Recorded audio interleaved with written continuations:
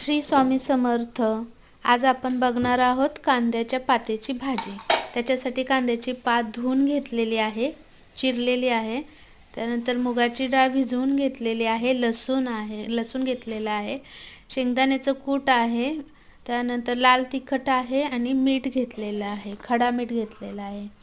त्यानंतर कढई गरम करून घ्यायची, त्याच्यामध्ये 2 पळ्या तेल टाकलेलं आहे। आपण तेल चांगलं गरम करून घ्यायचं, त्याच्यामध्ये जिरं टाकायचं। जिरं चांगलं तडतडलं की त्याच्यामध्ये आपण लसूण टाकायचं आहे।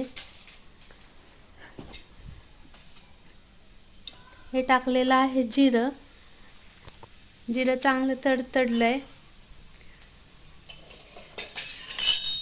कांद्याची भाजी कोणाकोणाला आवडते सांगा। हे लसूण टाकलेलं आहे आणि लसूण चांगला लाल होईपर्यंत परतून घ्यायचा। जेवढा चांगला परतेल तेवढी लसणाची आपल्याला टेस्ट भाजीमध्ये लागते। त्याच्यानंतर हे टाकलेली आहे भिजवलेली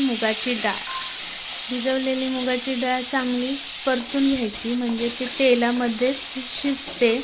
मुगाची डाळ लवकर शिजते, तिला वेळ लागत नाही। त्याच्यामध्ये टाकलेलं आहे आपण लाल तिखट आणि मीठ। इथं खडा मीठ टाकलेलं आहे, तुम्ही छोटं मीठ पण टाकू शकता, बारीक मीठ।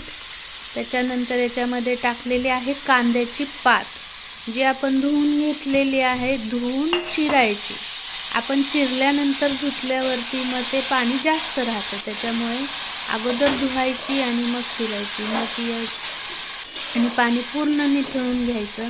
ही कांद्याची पात चांगली परतून घ्यायची, त्याच्यामध्ये सगळा मसाला मिक्स झाला पाहिजे, जे आपण टाकलं होतं, जिरं, लसूण, लाल तिखट आणि मीठ। आणि पाणी बिलकुल याच्यामध्ये टाकायचं नाही, आपण जे मीठ टाकलं होतं त्यानेच ह्याला पाणी सुटणार आहे। बघा, फक्त परतत ती भाजी खूप कमी झालेली आहे, कारण फक्त मिठाने त्याला पाणी सुटतं।